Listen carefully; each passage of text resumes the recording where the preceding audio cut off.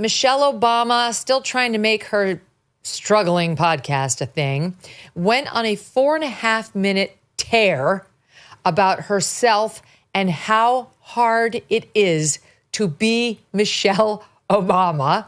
We're going to go through quite a bit of it. Here's the first one about how difficult it is for Black women like Michelle to articulate their pain. We grew up with women who weren't voicing the pain and the burden.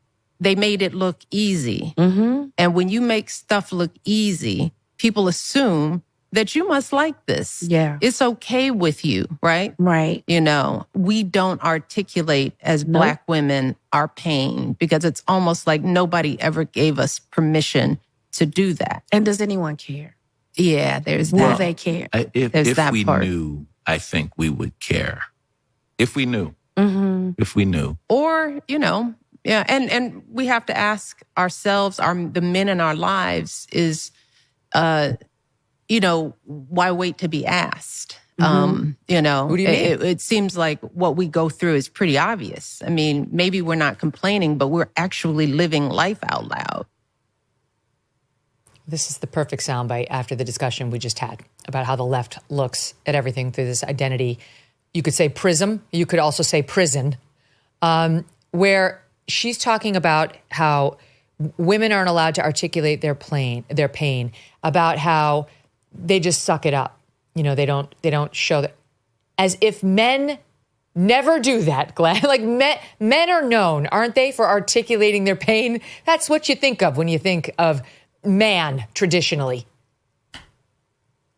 Bill Burr has a new comedy special, I don't know if you've seen it, where it's essentially all about that. You know, men die of heart attacks and strokes and all sorts of coronary disease, and have a life expectancy lower than women in a similar socioeconomic position, according to him, because they're constantly forced to suck in their pain and kind of bury their suffering and their anxieties and their fear, because that's what society teaches, whereas women are far freer to express emotion. But, you know, leave that aside for the second, Megyn.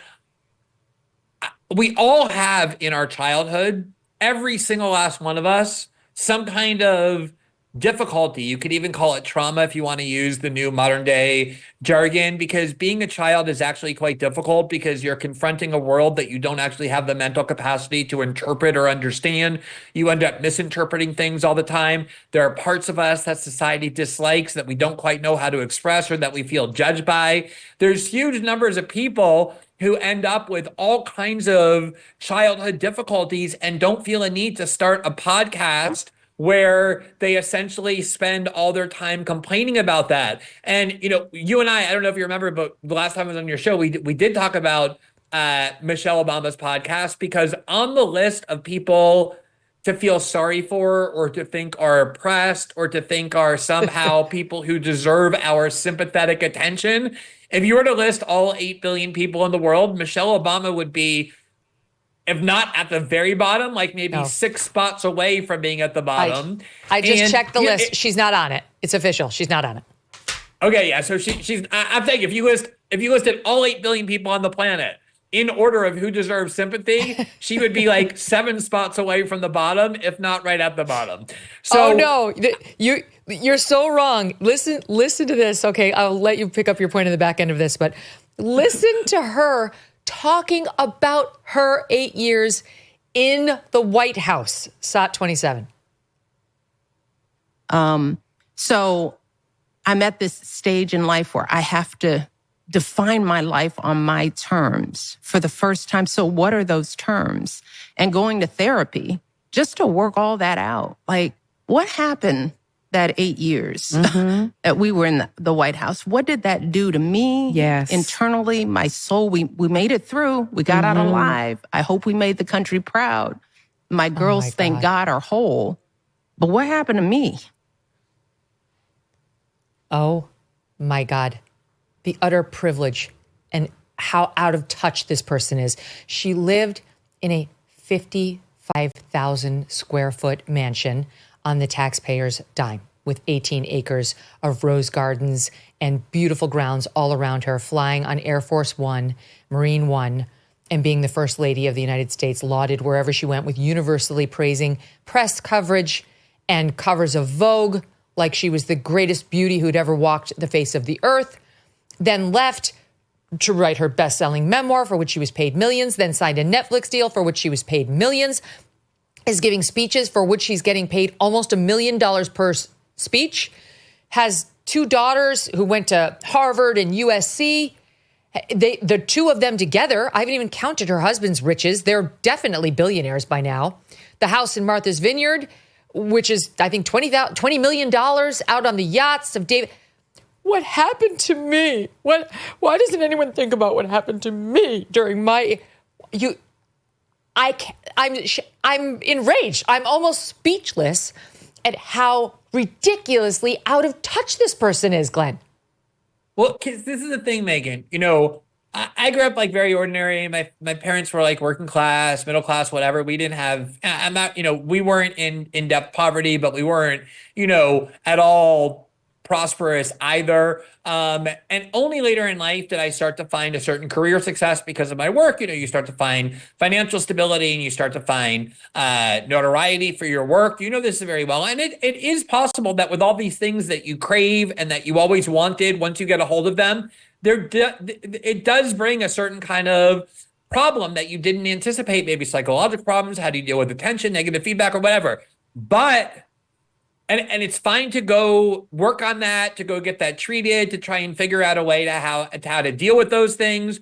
But if you have even the slightest amount of self-awareness, you understand that the problems that 99% of the people face in terms of how they're even going to feed their family, the tragedies that people are going through, the losses that they suffer, the deprivations all around the world make it so pathetic for you to go and publicly say, hey, gather around me and listen to me. I want to tell you about all the difficulties that come from being wealthy or from being famous or from being, one of the most celebrated women in the world. It's like, I'm not saying there aren't odd things about being the first lady and having that level of fame. There probably are. Nobody wants to hear about her and her difficulties, given the extraordinary blessings that she has. And you have to be so narcissistic not to realize that. It would really be like if Marie Antoinette summoned everybody to Versailles and said, I want you to listen to this speech about how difficult and isolating it is to be a monarch and the queen and to be swimming in wealth while you people can't afford bread. And everybody would be like, why would I want to hear about your problems? Right. No, it's like Meghan Markle bitching about how small her castle was. I mean, it's like, how out of touch can you be? And the thing about Michelle Obama is she's always negative. Everything she says has got a negative spin on it. She's negative about the country. She's negative about her time as first lady. She's very negative about her husband. I fully believe that they have a bad marriage. She did not marry the right person. It's not a good match. She almost never says anything nice about him. That too, she's now trying to defend as somehow, I don't know, this is like a racial attack when people say this. You tell me if you can figure it out. By the way, she's speaking here to her brother and actress Taraji B. Henson, SOT 25. And also as Black women, we are so easily labeled as angry and bitter. And let me tell you some of the most hurtful stuff that I experienced, entering this life of public service at the heights that we entered into was during my husband's presidential campaign. Mm-hmm. And just me telling the truth of who we were, just humanizing him as a man, saying he's a great man, but he's not perfect. Mm-hmm. He's got his foibles and his flaws, trying to humanize him. The first thing that some female journalist said was that I was bitter. I was emasculating him just by sort of trying to tell the truth about what life is, right? And then you get labeled as angry, because you talk forcefully or passionately about something, even if it's in the context of great joy and pride, that the first label they put on us as Black women. Oh my God, Glenn. Okay, so first of all, the fact that this woman with all of her riches and celebrity trappings, friends, successes, etc., is upset and still bitching about what, quote, some female journalist said one time about her 18 years ago? Like, there's something wrong with her. Like, I guarantee you I've had far more negative press than Michelle Obama. I guarantee you I have, because I have been hated by both the right and the left. And you let it go. You move on. Sometimes you even befriend the people who said the nasty things about you, because life is life. It's short, and the less grievances you can hold on to, the better. That's not how she sees things. And she wants to turn it all into a thing about skin color, about when people see her as, yes, bitter. And yes, often angry, but what I just said is kind of just depressed and dark about most subjects. Whenever she's talking, she's down. She's negative. She does not see the half full glass. It is quite the opposite. There is no water in her glass. There's no, the glass is always empty for Michelle Obama. You're so right. Like, also, she's talking as though she's this unique victim, in the sense that of all the people who have run for president, all their spouses, all their family members, she's the first person who ever was the target of some sort of vitriolic criticism. That sort of is the nature of running for political office. You think there's a single person in the history of the United States who ran for president who wasn't the target of the most, look at how every single one of them is treated. I think that, and also I think it's worth remembering that her husband ran for state senate at a time when he was extremely young, and he won in a predominantly white neighborhood. He then ran in a predominantly white state as an unknown and won a Senate seat for Illinois. Then 2 years later, he began his presidential campaign, and he was twice elected president of the United States by pretty significant margins over John McCain and Mitt Romney, people who were considered to be quite competent candidates. And to come out of all of that and still to focus not on the adulation and the historical achievements and the way in which the country has progressed to make that happen, but to remember with such bitterness and anger some stray comment that some journalist made about you when you first started running, and to shape your entire worldview and the grievances that compose it based on that. It's like she's so addicted to being a victim, notwithstanding the fact that she's one of the least convincing victims, that you almost start to feel sorry for her. It's like, what kind of darkness and misery must she live in? Because you're so much of what when she was describing the source of her problem, she was saying it was the 8 years when she was first lady. Like, how do I recover from that? As though she was like kidnapped by ISIS for 8 years and subject to the most unthinkable abuses, and now she has to recover. She was the first lady. But if you really think that, as she seems to think, that the 8 years that she spent in the White House were these devastating years, psychologically destructive, who's the person who was responsible for that? As we reviewed in that last clip, it was her husband, who she made very clear she never wanted to run for president, and yet did so anyway against her wishes. Imagine the resentment she has, not for the world, but for him. Every time she comments on him, it's negative. Every time. If it were just one, like, oh, I'm going to try to humanize him so people can relate to him, that actually wouldn't be a thing. But it's every time she is on camera, she has a negative word about her husband, who happens to be one of the most famous people in the world. I'm not in the same situation as Michelle or Barack Obama, but I've never heard my husband say a negative word about me publicly. He almost never says a negative word about me to my face. We have a genuinely loving relationship. He would never be out there and trying to humanize me. He might tell a funny story, but he wouldn't continuously barrage people with genuinely negative things about me. She doesn't like him. It's very clear. And then when you point that out, it's, you're trying to paint me as an angry black woman. How did race get put into this? I see an unhappily married woman, but everything is about race for her. It's always been, back to the college days, and she got back to that topic in this same 4-minute rant. Watch this.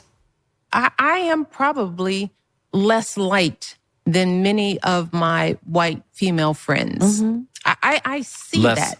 Less liked. Mm-hmm. Not liked. Light. Light,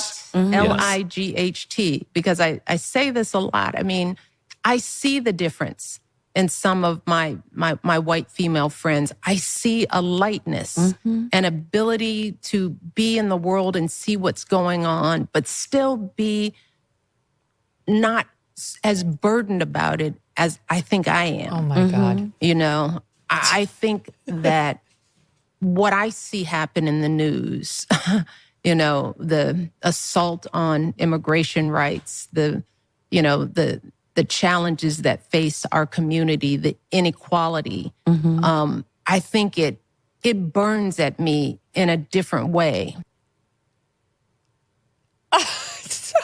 She hates her friends and her husband, especially the white ones. And it all comes down to her. It's like she talks about what she perceives as these great injustices people are suffering, and then she immediately, ignores any emotional effect it has on them, and then goes right toward her. Yes, great point. And, Megyn, this is like the thing that I think, and you were getting at, like, if you have any kind of public life, like my husband was a member of the Brazilian Congress. He was, a politician. He very, very public. At the same time, I was doing a lot of public work with the Snowden Fund. We did all of these public things together. And in a course of a marriage, of course, you have disagreements, you have differences. That's totally normal. But every single time we were in public or giving interviews about the other person or whatever, the idea of love is you want to protect that person. You want to uplift them. You want to do everything to fortify them, especially because there's so much in the world that is always trying to bring you down and attack you. And to watch her do that, and also she must, even be teaching her kids these sorts of things. My husband was Black. Our kids are multiracial. So I do think a lot about, wanting to make sure they have an understanding of their ancestry, their culture, their tradition. We all should have that understanding of our ancestry and our culture and our tradition, but at the same time, see themselves as liberated individuals where the sky is the limit, that society isn't, trying to stop them and trap them. And it seems like everything that comes out of her mouth is not just negative about her family and her internal life, but also the society in which she lives. And there's no benefit and no blessing and no praise that you can heap on her that will get her to stop thinking about herself as this enraged victim. Tariff wars, stubborn inflation. No wonder gold has been routinely hitting all-time highs. In volatile markets like the one we have now, do not sit on the sidelines with your head in the sand. You can take control and safeguard your savings. That's why so many Americans today are turning to Birch Gold Group. They have helped tens of thousands convert an existing IRA or 401k into an IRA in physical gold. Is it time for you to hedge against economic instability with gold? To learn how to own physical gold in a tax-sheltered account, text MK to the number 989898. Birch Gold will send you a free, no-obligation info kit. Again, text MK to the numbers 989898. With an A-plus rating with the Better Business Bureau and countless 5-star reviews, Birch Gold has helped so many protect their savings with gold. It took us decades to get into the tangled mess they're trying to unpack now in D.C. How long is it going to take for us to get out of it, and at what cost? Text MK to 989898 today. Thanks so much for watching. If you like what you just saw, hit the subscribe button for more clips and full episodes.